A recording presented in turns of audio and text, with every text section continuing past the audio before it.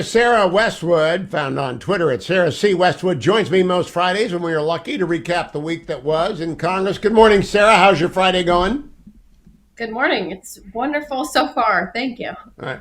Give us a clue as to whether or not the Congress made progress this week towards a solution about the debt.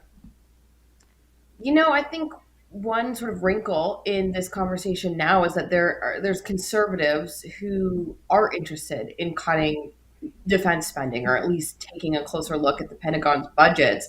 But these rising tensions with China, the fact that we've seen these, unidentified objects potentially from China, we don't really have a lot of information about them. That has sort of steered the conversation in the direction that defense hawks want it to go, which is that maybe now is not a great time to cut spending. So in terms of what conservatives are pursuing, I think there was sort of a blow to their push to cut defense spending. There was a bit in the president's remarks yesterday about informing Congress contemporaneously with the balloon issue. Does anyone you've interviewed this week think that they have been briefed contemporaneously about what is going on? No, I think the primary complaint that lawmakers have had is that it took so long for the Biden administration to give members an update.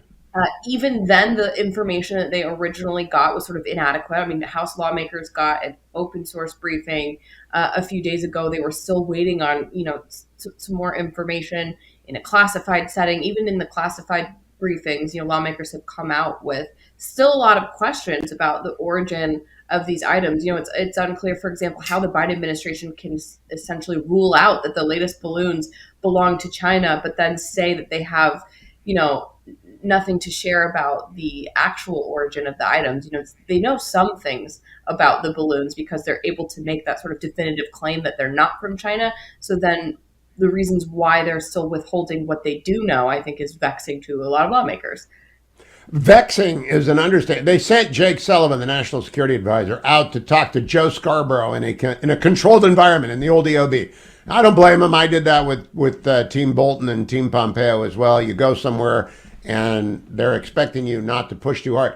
Well, Joe didn't push at all. And Jake said the other administrations missed these objects. I don't know if they mean Trump.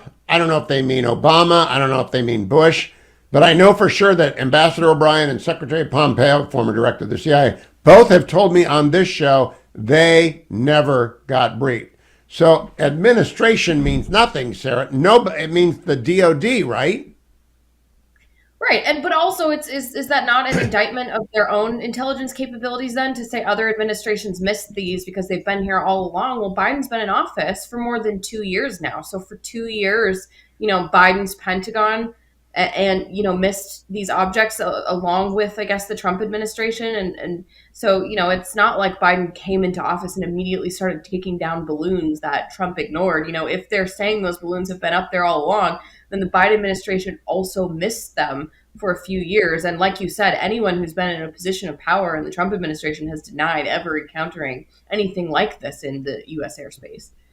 I'm talking with Sarah Westwood, who is with the DC Examiner. You can follow Sarah on Twitter at Sarah C. Westwood, and you should because she's got great stories. I want to close by asking you about the Jim Jordan investigation. I had Chairman Jordan on this week, and I asked him, when are you going to get Brennan, Comey, and Clapper up there with Pompeo? Because they were all there at the 1-6-17 meeting.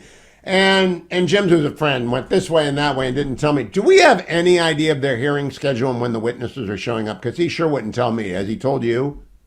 No, he is not. I have talked to staff on that committee this week. I think that they're still figuring out how to approach this investigation. It's really broad. There's a lot of different lines of inquiry that they can chase down. Right now, what they're working on is conducting these transcribed interviews behind closed doors with some of the whistleblowers who have come forward anonymously. Not all of them are going to want to testify in an open hearing because many of them are still employed by the Bureau. So right now, I think they're sort of gathering string in these private interviews. I think there's sort of an acknowledgement that maybe that first hearing could have been more effective. That it was very long. The two panels of witnesses prevented lawmakers from asking questions until, more than 2 hours into the hearing. So I think we might see some adjustments the next time that committee has. They ought to go to the 1-6 committee and take a lesson on how to manipulate coverage. You go with your best witness, you start with them, you let them talk, and then you ask questions. That's it. Right. And maybe. Thanks. Yeah. Now, by the way, do you have any comment on when women are in their prime? I hope I'm still in my prime. I don't know about that. Did you check with Don Lemon? I mean, I want you just to talk to every woman in Congress about when they're in their prime, because I sure wouldn't go there, but Don did. And so I'm just curious if was that a topic at all yesterday in the Hill? You know what? I heard from a lot of people, a lot of jokes. It was just so cringeworthy. You couldn't look away. So I think everybody had to make a dig at that. It was. That's well put, as always, from Sarah C. Westwood. So cringeworthy, you couldn't look away. Sarah, thank you. Have a great weekend.